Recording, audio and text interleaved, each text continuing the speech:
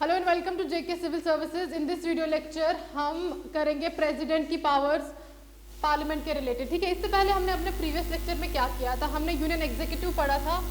ठीक है, हमने prime minister, council of minister, फिर लोकसभा, राज्यसभा जो है वो कंक्लूड कर लिया था।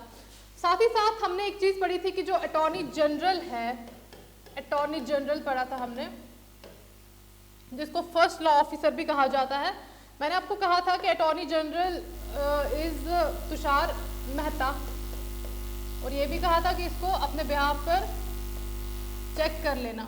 तो जो तुषार मेहता है, he is your solicitor general. ठीक है, आपका अटॉर्नी जनरल जो है प्रेजेंटली इंडिया का 15th अटॉर्नी जनरल जो है वो है के वेणुगोपाल।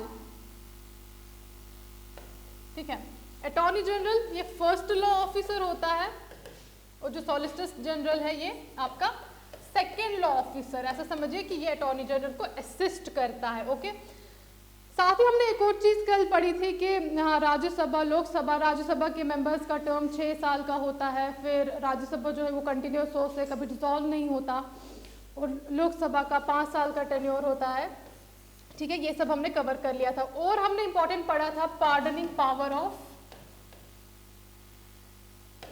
प्रेसिडेंट एंड गवर्नर की साथ में ही की है। ठीक है, अब गवर्नर की pardoning power related to death sentence में सुप्रीम कोर्ट ने कुछ जजमेंट दी है, वो देख लीजिए, वो इंपॉर्टेंट है। सी, सुप्रीम कोर्ट ने रिसेंटली केस है आपका, केस का नाम है आपका state of Haryana versus Rajkumar at Bittu. ये है आपके केस का नाम।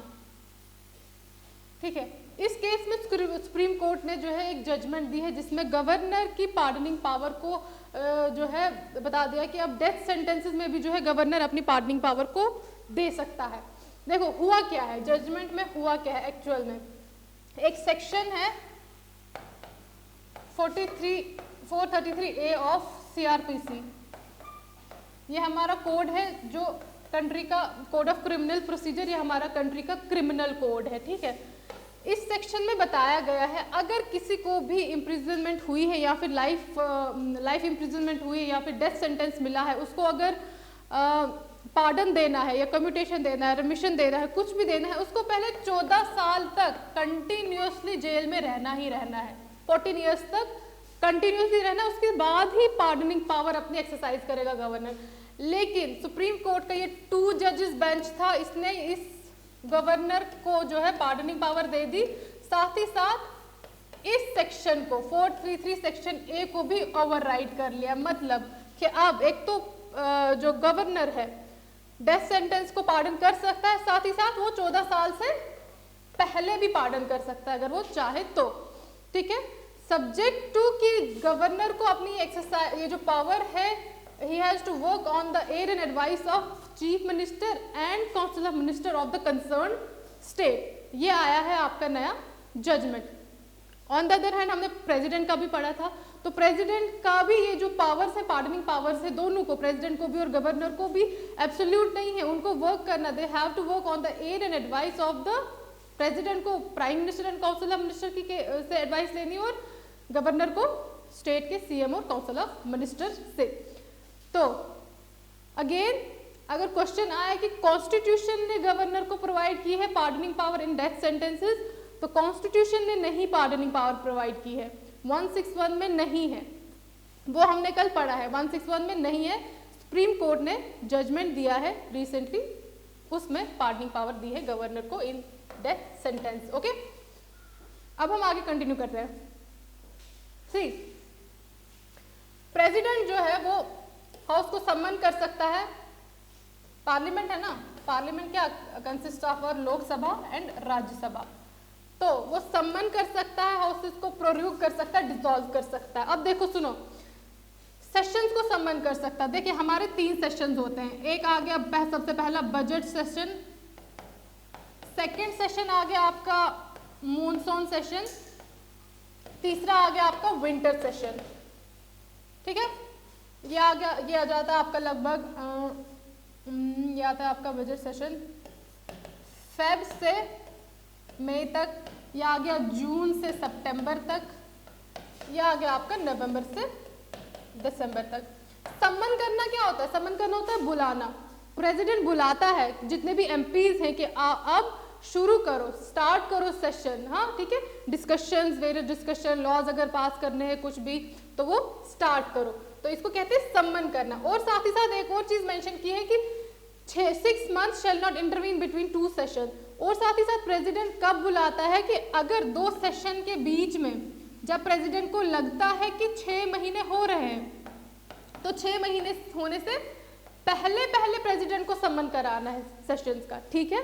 तो 6 महीने का गैप किसी भी 2 सेशंस में नहीं आना चाहिए, ये चीज बता रहा है। तो इसका क्या मतलब हुआ कि एक साल में कम से कम 2 सेशन होते ही होते हैं। उसके बाद होता है प्रोर्यूग। प्रोर्यूग करना क्या होता है? जब सेशन हमने पढ़ा ना 3 सेशन है, तो ये जो सेशन जब खत्म होता है ना, खत्म जब होता है ना, इसको कहते हैं प्रोर्यूग करना, ठीक। तो ये प्रेसिडेंट करता है प्रोर्यूग। इसके साथ ही देखो सेशन जब हो रहा है ना, सेशन के बीच में मीटिंग्स हो रही है, छोटी छोटी मीटिंग्स हो रही है। जैसे फर्स्ट एक दिन मीटिंग हुई, फिर पूरा दिन सुबह से शाम तक मीटिंग करी एमपीज ने, फिर एमपीज वापस चले गए ब्रेक लेके, फिर दूसरे दिन वापस आए मीटिंग की।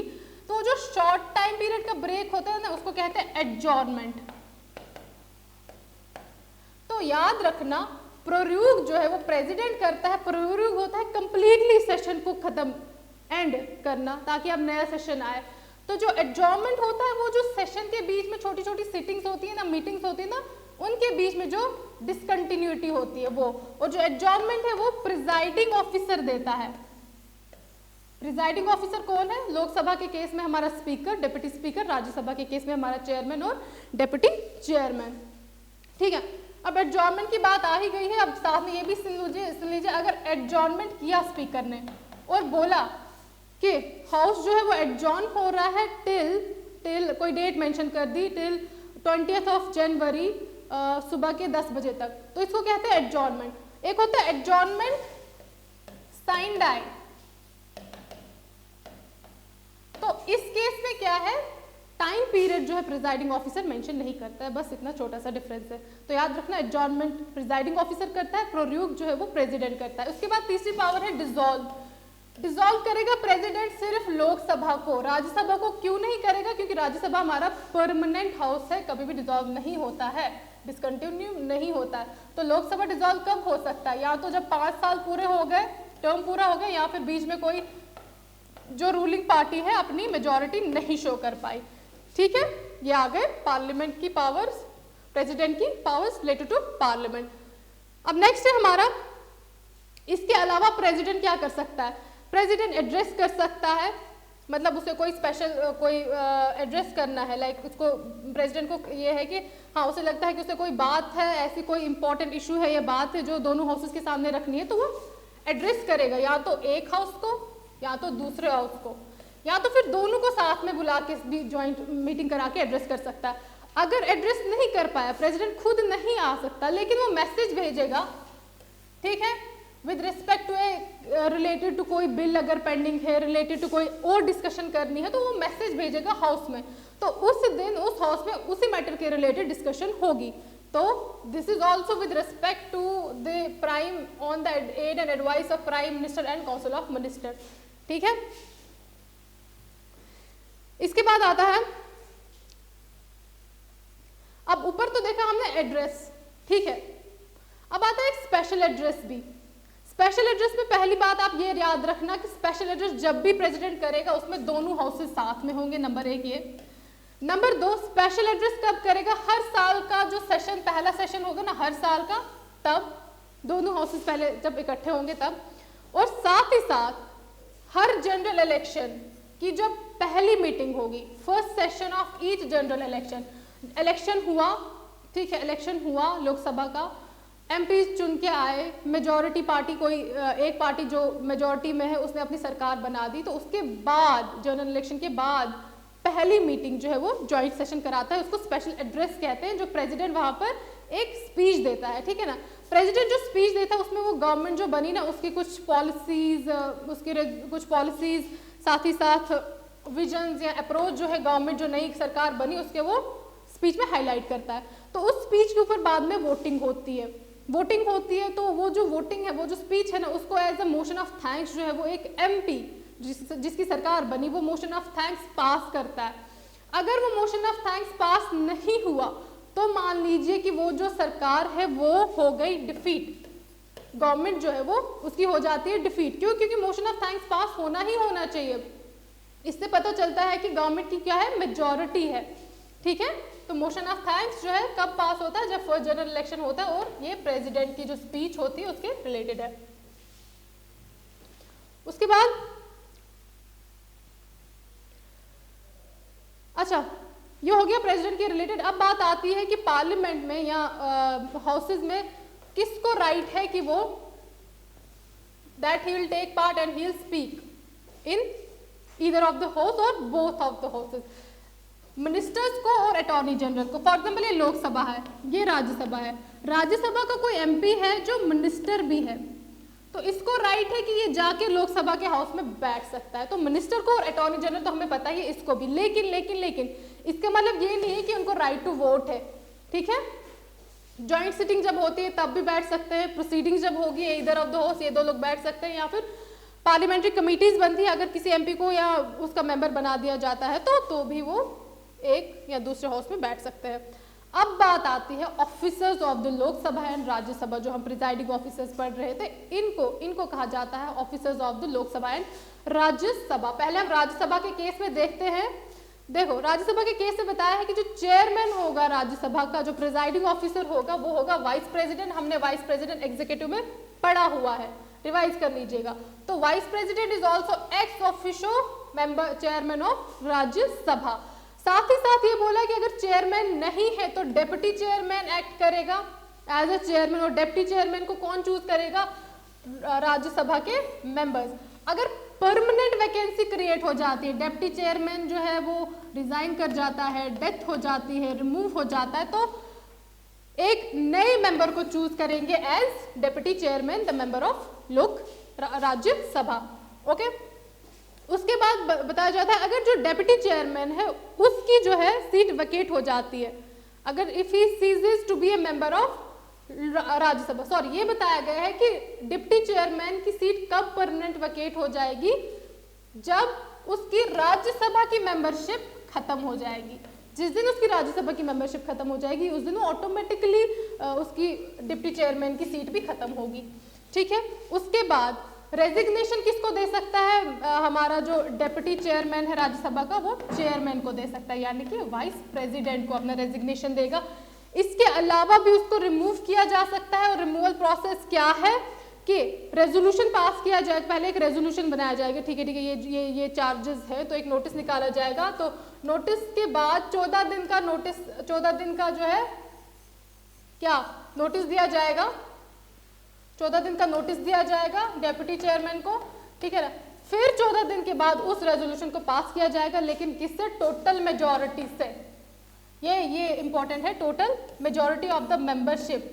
ठीक है ना, not the members present and voting but total majority. अगर राज्यसभा में हमारे 250 मेंबर्स है तो इनकी मेजॉरिटी, इनका 50+1, प्रेजेंटली आई गेस 245 ही मेंबर्स है तो इनका 50+1।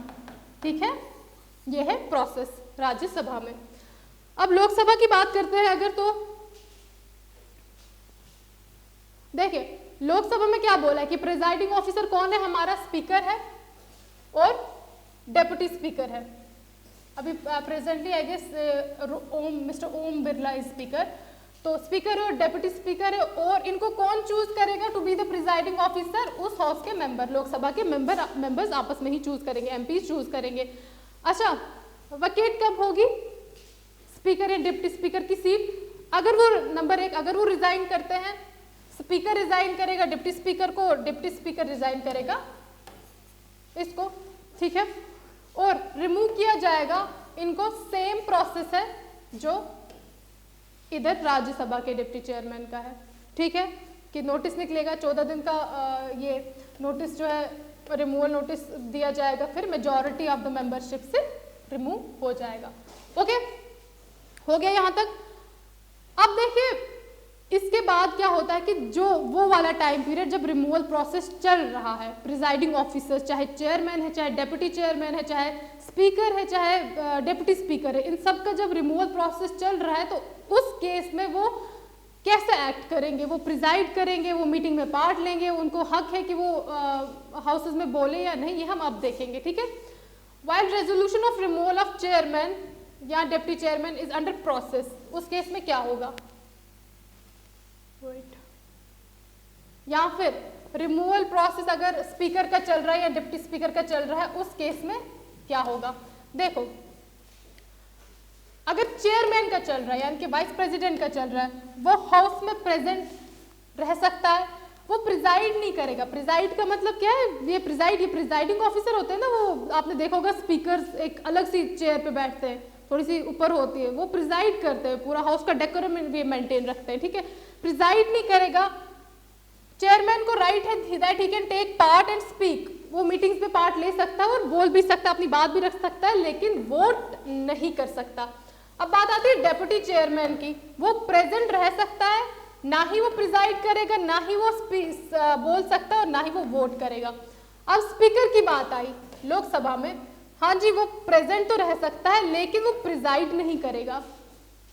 नंबर 3 वो पार्ट ले सकता है मीटिंग्स में, और नंबर 4 वो वोट कर सकता है लेकिन फर्स्ट इंस्टांस में वो वोट कर सकता है, सेकंड इंस्टांस में नहीं। अब इस पॉइंट को समझो।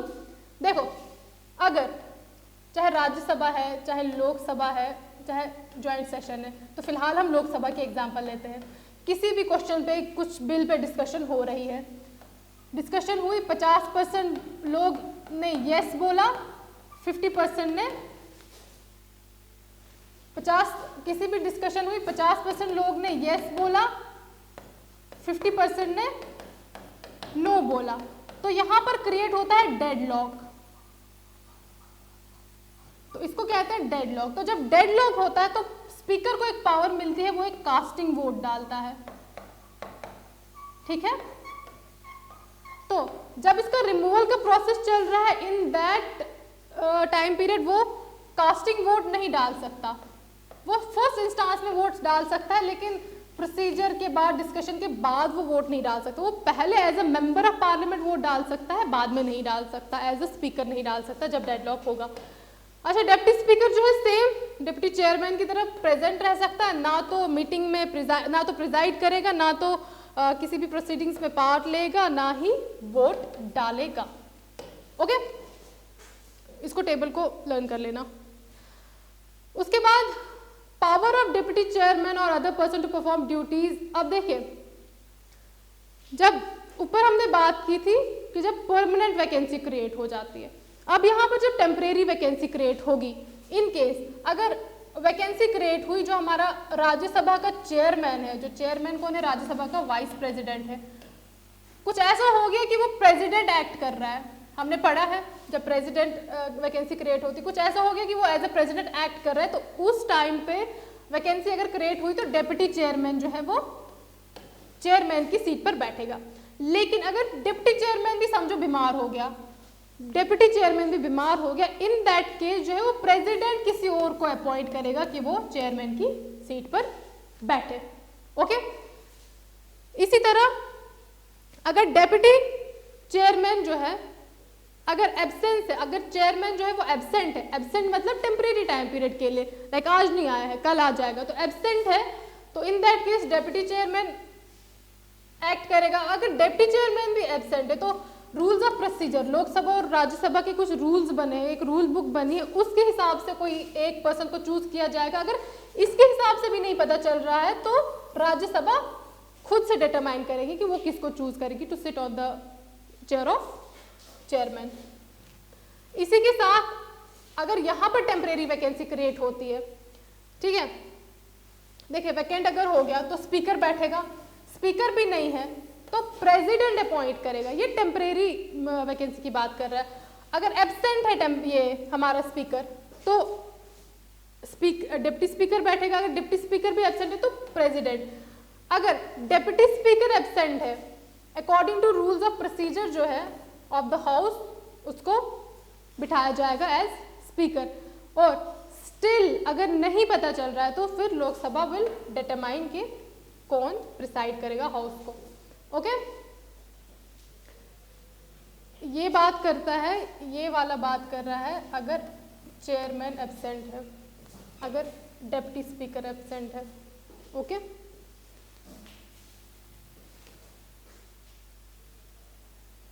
इसके बाद लास्ट है प्रिजाइडिंग ऑफिसर्स का, इनकी सैलरीज या अलाउंसेस कहाँ से होंगे, ये डिटरमाइन करेगा हमारा पार्लियामेंट बाय लॉ। अब और एक चीज है, लोकसभा और राज्यसभा का दोनों का अलग अलग सेक्रेटरीट है। ठीक है, एमपी जो चुन के आते हैं ना, मेंबर ऑफ पार्लियामेंट्स, इनको असिस्ट कौन करते हैं, हमारे secretary, joint secretary, secretary government officials होते हैं। ठीक है, तो इनका अलग अलग सेक्रेटरीट होगा जहाँ पर हमारे गवर्नमेंट ऑफिशियल, ब्यूरोक्रेट्स और दूसरे गवर्नमेंट ऑफिशियल जहाँ बैठते हैं। ठीक है ना, इसमें एक चीज़ ऐड की, बट कैन एक्ट कॉमन, कोई ऐसी पोस्ट होगी, कोई ऐसा गवर्नमेंट ऑफिशियल होगा जो बोथ लोकसभा के सेक्रेटरीट में भी काम करेगा और राज्यसभा के भी सेक्रेटरीट में काम करेगा। इसको ऐसे पढ़ लीजिए।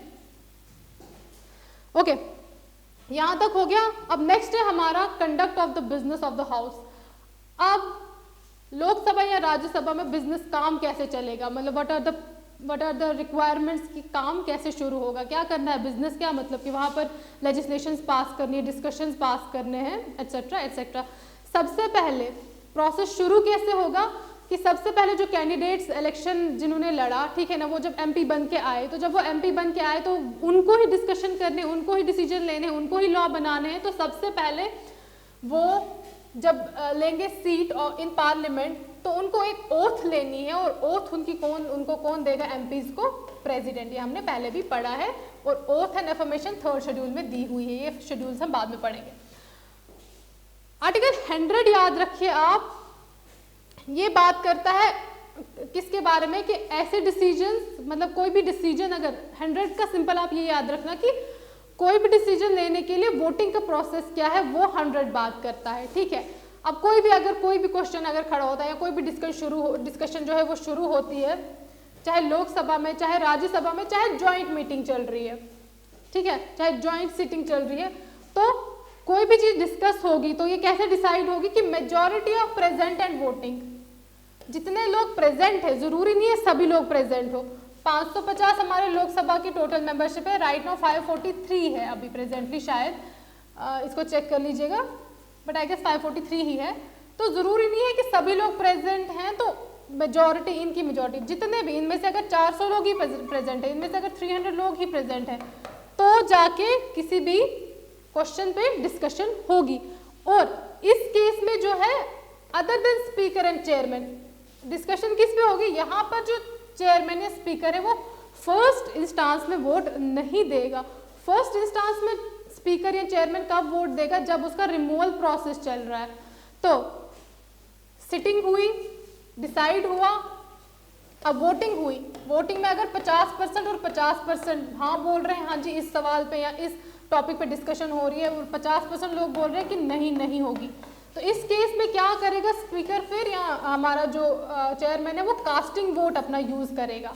ठीक है, कास्टिंग वोट यूज करेगा, तो चाहे वो हाँ में कर दे अपना वोट ऐड, चाहे ना में कर दे, तो उस तरफ की मेजॉरिटी आ जाएगी। ठीक है, यहाँ पे लिखा है आपका कास्टिंग वोट क्या होता है, by presiding officer to resolve अगर डेडलॉक आ जाता। और साथ ही साथ अगर हमें हाउस का बिजनेस रेगुलर वर्किंग करनी है, उसके लिए एक और कंडीशन रखी गई है कि कोरम होना चाहिए, and quorum is 1/10 of the membership. Like कम से कम किसी भी हाउस में, चाहे लोकसभा में चाहे राज्यसभा में, जितने टोटल मेंबर्स हैं उनका 1/10 जो है वो प्रेजेंट होना चाहिए, तब ही जाके प्रोसीडिंग्स कोई भी शुरू हो सकती है। मेंबर्स ही नहीं पूरे होंगे तो कोई भी डिस्कशन वगैरह कैसे होगी। ठीक है ना, और कहा गया है कि पार्लियामेंट इसको चेंज कर सकता है। ऑलराइट, तो यहाँ तक रखते हैं हम, rest we will discuss in next lecture. Okay, thank you.